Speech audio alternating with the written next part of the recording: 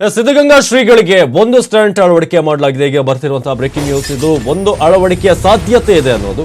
ಈಗ ಡಿಸ್ಚಾರ್ಜ್ ಇನ್ನೂ ಕೂಡ ಆಗಲ್ಲ ಅಂತ ಹೇಳಲಾಗಿದೆ. ಇವತ್ತು ಸಿದ್ಧಗಂಗಾ ಶ್ರೀಗಳ ಡಿಸ್ಚಾರ್ಜ್ ಆಗೋದಿಲ್ಲ.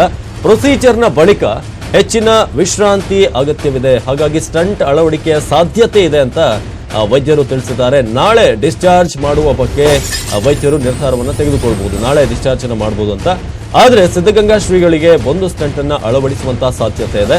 9 ಸ್ಟಂಟ್ಗಳಲ್ಲಿ 2 ಸ್ಟಂಟ್ಗಳು ಬಿದ್ದು ಹೋಗಿರೋದ್ರಿಂದ ಈಗ ಒಂದು ಸ್ಟಂಟ್ ಅನ್ನ ಅಳವಡಿಕೆ ಮಾಡುವಂತಹ ಚಾನ್ಸಸ್ ಇದೆ. ಹೊಸ ಸ್ಟಂಟ್ ಅನ್ನ ಅಳವಡಿಕೆ ಮಾಡುವಂತಹ ಯೋಚನೆಯನ್ನ ಮಾಡ್ತಿದ್ದಾರೆ ವೈದ್ಯರು. ಹಾಗಾಗಿ ಇವತ್ತು ಡಿಸ್ಚಾರ್ಜ್ ಆಗಬಹುದು ಅನ್ನೋ ನಿರೀಕ್ಷೆ ಇತ್ತು, ಆದರೆ ಇಲ್ಲ ಅಂತ ಹೇಳಲಾಗ್ತಿದೆ.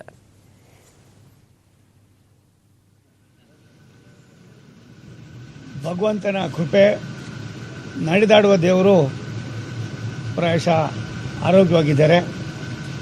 ಏನು ಇವತ್ತು BGS ಗ್ಲೋಬಲ್ ಆಸ್ಪತ್ರೆಯ ಡಾಕ್ಟರ್ ರವೀಂದ್ರ ಅವರ ಒಂದು ದೊಡ್ಡ ತಂಡ ತುಂಬ ಯಶಸ್ವಿಯಾಗಿ ಅವರ ತಪಾಸಣೆಯನ್ನು ಮಾಡಿ ಇದ್ದಂಥ ಸಣ್ಣ ಪುಟ್ಟದನ್ನೆಲ್ಲ ಬಗೆಹರಿಸಿದ್ದಾರೆ.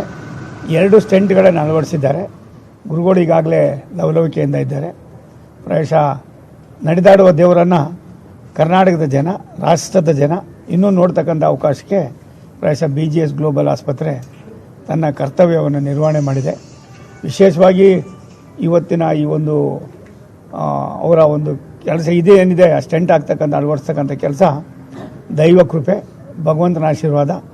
ದೇವರಿದ್ದಾನೆ ಅನ್ನೋದಕ್ಕೆ ಪರಮ ಪೂಜ್ಯ ಶಿವಕುಮಾರ ಮಹಾಸ್ವಾಮಿಗಳು ಕೂಡ ಒಂದು ದೊಡ್ಡ ಉದಾಹರಣೆ. ಇಂಥ ಒಂದು ಸಂದರ್ಭದಲ್ಲಿ ಭಕ್ತರ ಕಳವಳ ಪ್ರಾಯಶಃ ಬಗೆಹರಿದಿದೆ. ಗುರುಗಳು ಮತ್ತೆ ಯಥಾಸ್ಥಿತಿಯಲ್ಲಿ ಅವರು ಪೂಜಾ ಕೈಂಕರ್ಯದಲ್ಲಿ ತೊಡಗಿಸ್ಕೊಳ್ತಾರೆ. ಇದಕ್ಕೆ ಕಾರಣರಾಗಿರ್ತಕ್ಕಂಥ ಎಲ್ಲ ವೈದ್ಯರಿಗೆ ನಾವು ಕೃತಜ್ಞತೆಯನ್ನು ಸಲ್ಲಿಸ್ತೀವಿ.